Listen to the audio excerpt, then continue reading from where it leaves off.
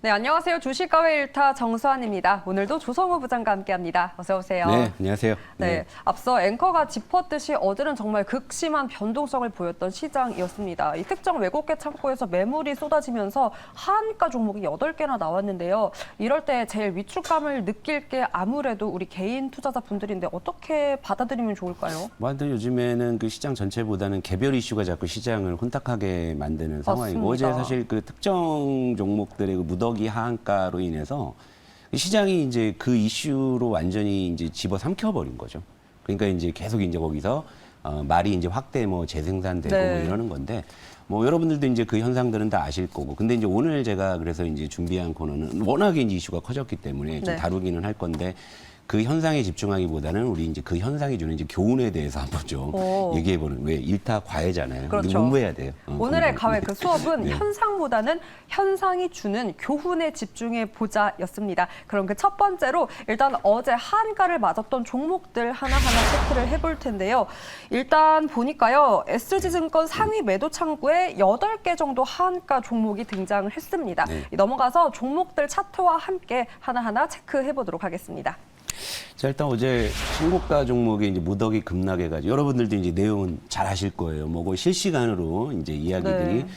퍼지는 거였는데, 이제 대표적으로 그냥 삼천리라는 종목 차트만 그냥 보여드리면, 정말 뭐 말도 계속해서 안 되게 우상향을 이제 보여주네요. 올라갔다가 어제 뭐 하루에 그냥 이렇게 주가가 뭐 속된 말로 다이빙을 하는 이런 이제 상황이었죠. 이거 이외에도 뭐 이제 선광, 뭐 하림지주, 뭐 대성홀딩스, 뭐 다우데이터 다 외우기도 힘드네요. 서울가스 등의 가스까지. 종목이 이제 하한가를 가서, 물론 이제 이들 종목들을 혹시나 들고 계셨던 분들은 어제 잠 못 주무셨을 거고, 그죠? 그렇죠. 그리고 뭐 이들 종목들을 들고 계시지 않은 분들은 이제 좀 약간 뭐 좀 구경을 뭐 하시면서 가슴을 쓸어내리셨겠지만, 사실 이 종목이 이게 개별 이슈가 아니라 시장 전체에 영향을 줬기 때문에 요것도 이따 좀 풀어 드릴 건데, 일단 이들 종목들의 공통점을 한번 좀 분석을 해보도록 할게요.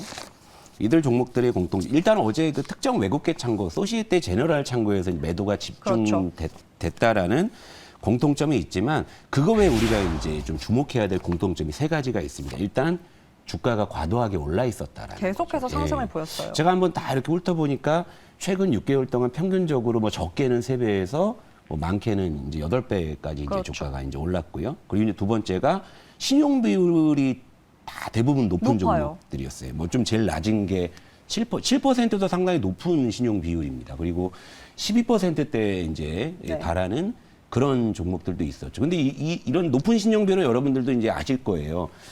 급락을 했을 때 만대매매 위험이 굉장히 큰 종목이었죠. 그리고 실제로 이제 어제 보면은 그런 어떤 좀 작용들이 일어난 걸로 보이고, 또 하나가 거래량이 별로 많지 않은 종목들이라는 거죠. 거래량 그러니까 제가 거래량도 한번 좀 이제 이렇게 한번 훑어보니까 일평균 거래량이 총 상장 주식수의 1에서 3% 수준이었습니다. 그러니까 굉장히 좀 거래량이 빈약하다 보니까, 또 이런 종목들은 수급이 그렇게 탄탄하지 않아서 조금만 이렇게 그 매물이 쏟아져도 주가가 아래로 확 밀리는. 그러니까 이들 종목들의 특징은 뭐냐면 급격한 시황 변동의 요건을 두루 갖춘 거예요. 두루. 그러니까 이 셋 중에 하나만 해당돼도 급격한 시황 변동이 언제든지 나올 수 있는 요건들인데, 요걸 3개나 그렇죠. 가지고 있는 종목이니까 어제 그렇게 주가가 이제 쏟아졌다라는 거죠. 네. 여러분 이걸 주목하셔야 돼요. 급격한 맞습니다. 시황 변동의 요건이 집중되어 있는 종목이었다. 이게 사실은 더 중요한 포인트라고 여러분들 보시면 되니까, 예를 들면 SG 창구를 우리가 마냥 비난할 건 아니라, 그게 아니더라도 요 요건들이 이미 시황 변동이 있을 수 있는 요건들이 컸다 보고, 네. 그리고 어제 사실 왜 그랬는지에 대한 이유가 너무 무성했어요. 이유가 너무 많았어요. 뭐 반대 매매가 나가면서다, 네. 아니다, 뭐 이 CFD 계좌에서 문제가 생긴 것이다부터 아주 다양한 썰들이 많았기 때문에 네. 이유들을 한번 정리를 해봐야 될 이유들을 것 한번 같아요. 그냥 이게 예를 들면 가장 이제 좀 설득력 있는 것만, 이거 외에도 뭐 어제 이제 어떤 방송 보도 매체에서 뭐 주가 조작 뭐 맞아요. 이런 정황도 얘기 나오고, 또 뭐 또 다단계 다단계다 이야기도 나오고 라는. 많은 얘기들이 있는데, 그래도 그 중에 그래도 그나마 설득력이 있는 그 이유만 뭐 네. 체크해 온 건데, CFD 계좌의 이제 반대매매, 이게 사실은 뭐 제도적으로나 기술적으로나 가장 좀 타당한 이유일 가능성은 높은데, 근데 현재까지 무엇 때문이다 특정된 게 아직 없다라는 거죠. 그러니까 시끄러운 이유들이 아직도 많이 있지만, 예를 들면 CFD 계좌는 전문 투자자 계좌이기 때문에 일반 투자자의 레버리지보다 훨씬 더 높은 레버리지를 쓸 수가 있어요. 그러니까 이제 조금만 하락을 해도 반대 매매가 쏟아질 수 있는 뭐 그런 이제 리스크가 있고,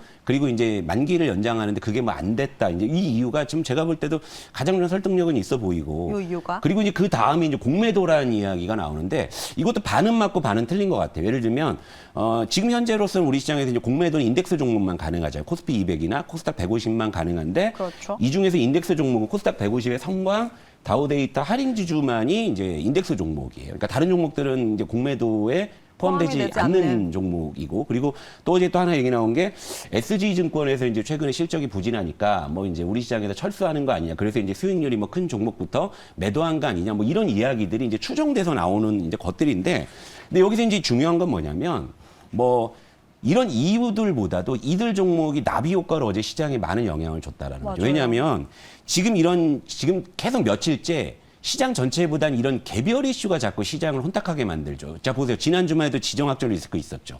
테슬라 급락 리스크 있었죠. 그렇죠. 근데 또 어제 또 이제 이런 어떤 이슈 때문에 시장이 혼탁해. 그러니까 예를 들면 장 초반에는요, 시장이 그래도 나름 안정되는 흐름이었단 말이에요. 그런데 특히 이 부분이 어제 좀 트리거가 됐을 수가 있어요. 왜냐하면 얘들은 코스닥 150의 인덱스 종목이잖아요. 근데 이런 데서 갑자기 하한가 급락이 한다면 지수에 영향을 주잖아요. 맞습니다. 그럼 투자자들 오늘은 또 뭐야 하면서 또 이제 뇌동해가지고 또 매도 압력이 커질 수가 있는 거고. 그러니까 이런 지금 개별 악재로 인해서 시장의 투자 심리가 자꾸 좀 이제 약해진다라는 거. 이게 사실은 더 큰 사실 우려라고 볼 수 있는 거예요. 사실 그 해당 종목이 뭐 오르냐 내리냐 이건 사실은 둘째 문제고, 이런 어떤 개별 이슈들이 자꾸 시장에 어떤 좀 이 시장을 혼탁하게 만들면서 투자 심리에 자꾸 영향을 준다라는 거. 이 부분이 사실 우리가 더 주목해야 될 이슈라고 볼 수 있어요. 이러한 이유로 시장은 크게 흔들렸습니다. 하지만 추정되는 이유일 뿐 명확한 이유가 수면 위로 떠오르지 않자 오히려 우리 개인 시장 참여자분들은 그래서 이 종목 언제 살까 매수 타이밍을 또 노리는 분들도 굉장히 많더라고요. 네, 뭐 어떻게 부장은 보세요? 뭐 야수의 심장을 가지신 분들은 뭐 그런 생각을 하실 수가 있을 것 같은데, 저는 개인적으로는 뭐 겁이 나서 일단은 뭐 못 살 것 같고, 그리고 이제 제 개인적인 철학은 사실 네. 이런 게 있습니다. 저는 그 이렇게 시끄러운 종목은 일단 피하자주의예요. 그러니까 어떤 종목이든 이런 시끄러운 이유들로 이제 주가가 들썩이게 되면은 일단 좀 그런 종목은 좀 지켜봤다가 이제 나중을 도모한다, 좀 이런 좀 철학을 가지고 있죠. 그러니까 뭐 그들 종목 등에는 예를 들면 이제 어제 뭐 CJ도 정말 크게 밀렸어요. 그 이제 충격에서 자유롭지 못해가지고 장중에 뭐 28% 급락하는 상황이 나왔는데, 네. 만약에 그게 CJ였다면 뭐 그러면은 이제 그런 것들은 뭐 좀 이렇게 좀 기회로 볼수 재빠르게 있는데. 뭐 기회를 볼 수 있겠지만, 나머지 종목들은 사실은 뭐 아직은 제가 이렇게 어떠한 생각이 뭐 딱히 있지는 않은 거기 때문에. 여러분, 그리고 그런 종목들을 자꾸 이렇게 뭐 밑에서 해가지고 이렇게 하시는 게 이렇게 승산이 높은지 그건 잘 모르겠고, 그리고 우리 주식과 일타의 철학과도 조금 뭐 좀 이렇게 거리가 있기 때문에. 거리가 있는 좋습니다. 전략이기 때문에, 만약에 그걸 언제 사야 되냐 뭐 이런 게 궁금하시면은 제 시간이 아닌 다른 시간에서 좀 도움을 좀 얻으셨으면 하는 그런 바람이 있습니다. 네. 네, 일단 건강한 계좌 만들기 프로젝트가 또 주제인 만큼 일타에서는 그런 네. 종목들보다 보다 더 건강한 종목들 이렇게 더 다양하게 한번 모멘텀 명확한 종목들로 한번 꾸려보도록 하겠습니다. 일단 이렇게 정리를 해봤고요. 그렇기 때문에 결국은 이러한 이슈들 현상에서 벗어나서 우리가 어제 같은 일에 얻을 수 있는 교훈이 무엇인지가 중요할 것 같은데요. 우리가 체크해야 될 게 무엇일까요? 사실 그게 제일 좋은 거예요. 그러니까 오늘 지금 사실 제목이 오늘 주식을 좀 밑에서 사야 되는 이유가 오늘 교훈이에요. 그러니까 자, 이제 또 다른 종목의 차트인데, 네. 자, 뭐 참 올랐으니까 차트를 보고 내가 안 들고 있으면 되게 부러운 종목이거든요. 쭉 올라갔어요, 계속. 근데 보세요. 쭉 올라가다가 네. 저 어제 이렇게 급락을 떨어졌네요. 하면서 뭐 상승분의 거의 한 절반 정도를 반납했다라고 볼 수 있는데, 근데 보세요. 저 밑에서 시작한 시세잖아요. 네. 근데 아직도 이제 저거부터 따져보게 되면 이만큼이 아직 올라 있는 거거든요.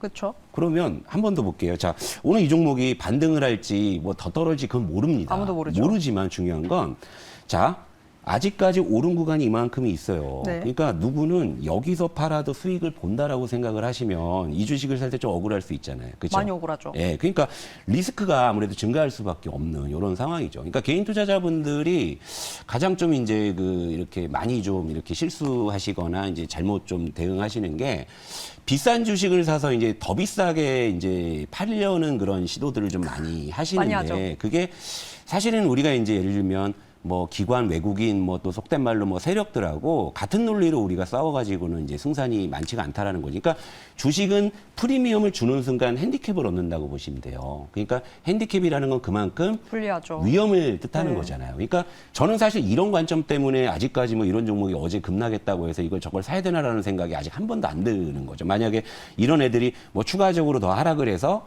뭐 좀 이제 그때 저거면 조금 제가 볼 때는 좀 밸류상으로도 요건 좀 비싸지 않을 것도 같은데라는 느낌이 들 때 한번 분석을 해서 살지 말지 결정할 수 있겠지만 아직까지는 현재 어제 그 급락 하나만 가지고 이걸 접근해야 되겠다는 생각은 일단 안 든다. 그러니까 주식을 위에서 사면은 요런 거 하나에 그냥 바로 그냥 굉장히 좀 이렇게 고통에 빠질 수 있다라는 거를 말씀드리고 그래서 이제 여러분 주식을 좀 밑에서 그러니까 우리 주식과 일단은요 제가 종목을 갖고 오더라도 위에 있는 걸 갖고 오는 일은 아마 없을 거예요. 아마 밑에서. 예, 가지고 올 건데 그 이유도 좀 말씀을 좀 드리도록 할게요. 네, 그럼 자, 두 번째 이유도 한번 예. 살펴보겠습니다. 자, 요거는 지금 팔아도 누군가 수익을 보는데 자, 요건 바닥에 있는 종목이잖아요. 그러네요. 자, 바닥에 있는 종목일 때 이 구간에서 수익을 본 사람이 거의 없죠. 그렇죠. 거의 없다면 뭐 예를 들면 시장이 급락한다 아니면 이제 종목에 개별 악재가 있었다.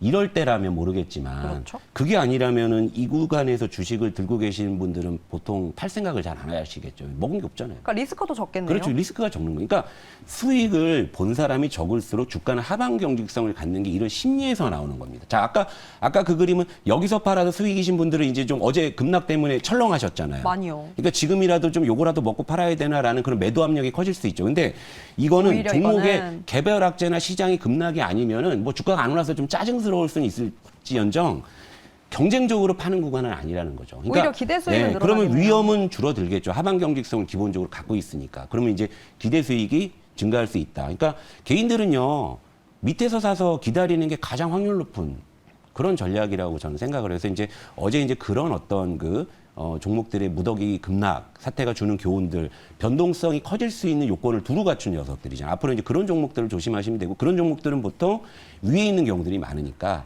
그럼 예. 밑에 있는 건 다 좋은 주식인가요? 아니죠. 밑에 있다고 어떻게 다 아니에요? 자, 밑에 있는데 두 가지예요. 딱 보니까 얘는 그냥 밑에 누워 있을 만하네라는 녀석도 있죠. 그럼 빼야죠. 근데 보다 보면 얘가 왜 밑에 있지?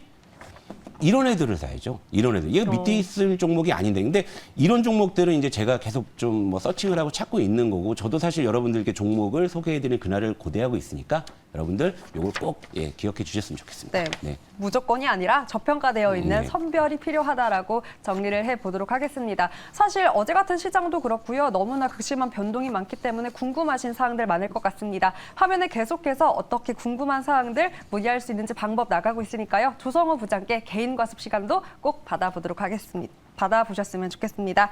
내일은 더 알찬 수업으로 돌아올 테고요. 지금까지 조성호 부장과 함께한 주식과 헬타였습니다. 네, 감사합니다. 네.